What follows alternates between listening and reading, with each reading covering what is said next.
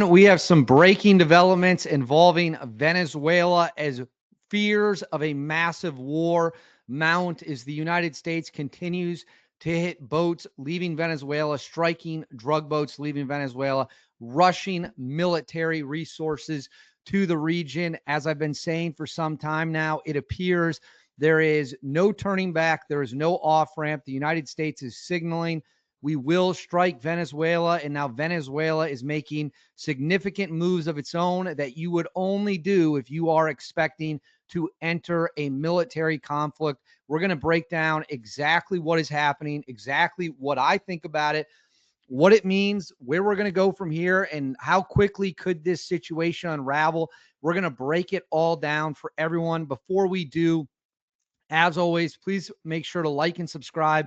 It's totally free, costs you guys absolutely nothing at all, and is a huge, huge, huge, huge boost to the channel. So go ahead and do that for me. Please comment with your thoughts below. How do you want to see President Donald Trump handle Venezuela, handle the dictator Nicolas Maduro? Do you want to see strikes or not? Let me know in the comments below. Hit that bell above, all notifications turned on. You won't miss a single thing. And then right here at the bottom of the screen, Instagram, David_Hookstead, X D Hookstead. That's where you can find me on social media. DMs are open. Send me anything you got. Now let's get into it. As we've discussed many times on this channel, the United States has taken significant steps towards carrying out a military operation against Venezuela. What are those steps? We have rushed an armada of naval vessels carrying cruise missiles and other weapons to the region off the coast of Venezuela. That even includes submarine assets. We have put F-35 stealth fighter jets. We've forward staged them in Puerto Rico. We have P-8 Poseidon spy planes flying as well, based out of Puerto Rico. This is what's publicly been known. We've also used drones, other weapons to strike the boats leaving Venezuela. And if you look at the rhetoric from both sides, the United States and Venezuela, it is clear both sides are itching to get this on. Venezuela is pretty much baiting the United States to fire at their ships. Baiting the United States to fire at their planes by flying F-16 fighter jets over our naval ships. President Donald Trump vowing to shoot those planes down if it continues, as well as Venezuela is mobilizing a militia of civilians. And I'm telling you right now, the good people of Venezuela have no interest in fighting for Maduro, but he is trying to round up old men and housewives, give them AK-47s in the event the United States invades. He thinks he's going to fight them off that way. It's absolutely bonkers, absolutely crazy, but that's where we are at. Well, what is one thing, generally speaking, that happens right before a war starts? Communications break down. When you see communications go silent, it is generally a sign that both sides expect imminent military action. So here it says, this comes from, I believe, Reuters. It says Venezuela's Maduro says U.S. behavior is aggression, communications largely cut. So Venezuela is cutting communications with the U.S. Talks have broken down. Negotiations have broken down. They are preparing for potential all-out military action. It says Venezuelan President Nicolas Maduro said on Monday that recent incidents between his country and the United States are an aggression by the U.S., not tensions between the two countries, and there is no communication between the governments. They have ceased communication. They are not talking. Both sides are now in a communications blackout with the other side. Look at any modern war you want, whether it's the invasion of Iraq, Desert Storm, World War II, any major conflict. How does it start? The communications end, the talking ends, and generally then the shooting starts. It says the administration of President Donald Trump has ratcheted up U.S. military presence in the Southern Caribbean as part of what it says is a crackdown on drug smugglers. This month, a U.S. military strike killed 11 people and sank a boat from Venezuela that the Trump administration said was transporting illegal narcotics. The U.S. government is trying to justify the launch of a criminal attack on his country, Maduro said during a press conference attended by top military brass and other officials. This is a quote from Maduro. This isn't a tension. It's an aggression all down the line. It's a judicial aggression when they criminalize us, a political aggression with their daily threatening statements, a diplomatic aggression, ongoing aggression of military characters. Maduro, whose government has historically met with U.S. officials to negotiate everything from hostage releases to conditions for elections, has said this month that the communications between the two governments were damaged. On Monday, he said communications had been thrown away, though he later added that there were still basic communication to facilitate return of Venezuelans from the United States. So the only talking they're doing is to get Venezuelans out of America back to Venezuela. Other than that, all negotiations are over. Both sides have shut down talking.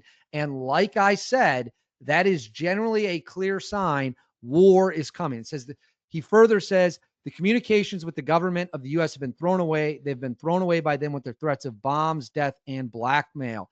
The Trump administration has provided scant information about last week's attack, despite demands from U.S. government members that the government justify the action. The Venezuelan government, which says it has deployed tens of thousands of troops to fight drug trafficking and defend the country. Well, they are scrambling troops to defend the country. I don't think they're fighting drugs. Says none of the people killed were TDA, Tren de Aragua. Maduro has repeatedly alleged the U.S. is hoping to drive him from power. So I'll pull this off the screen real quick. Let me get this set up. Communications have broken down. There is no more talking at all other than to get Venezuelans out of the country back to Venezuela between Maduro and the U.S. government. Sorry, I got something in my throat. That is a crystal clear sign, as crystal clear of a sign as you are going to get, that Venezuela is 100% expecting to get hit. Because if they weren't expecting to get hit, they'd still try to be negotiating, talk this through, all this stuff. No, they are battening down the hatches. They've cut communication. They have gone radio silent on America. That, my friends, is a real clear indication something is coming. I'm going to throw this. This comes from the Telegraph, I believe. It says Trump may still be debating the feasibility of striking Venezuelan targets on land, but one thing is certain. The U.S. military is now positioned to sustain a campaign of airstrikes against drug-related facilities and assets if Trump chooses to do so. I've talked about this before. They have everything in place they need to smash targets in Venezuela, to hit the Maduro regime. This is not up for debate. The weapons are there. The naval ships are there. These stealth fighter jets are there. Everything is there to strike and strike fast. It says approximately 8 U.S. warships are parked in the area, most off the Venezuelan coast. 10 F-35 aircraft are being stationed in Puerto Rico, with U.S. Defense Secretary Pete Hegseth recently traveling to the territory to make a big show of the muscle now on display. But don't let the showmanship fool you. The Trump administration can release as many well, that's an idiotic thing. So, yeah, that's what it's saying, that we have everything in position to go. So talks have broken down. Weapons are in position. Naval ships are in position. Stealth fighter jets are in position.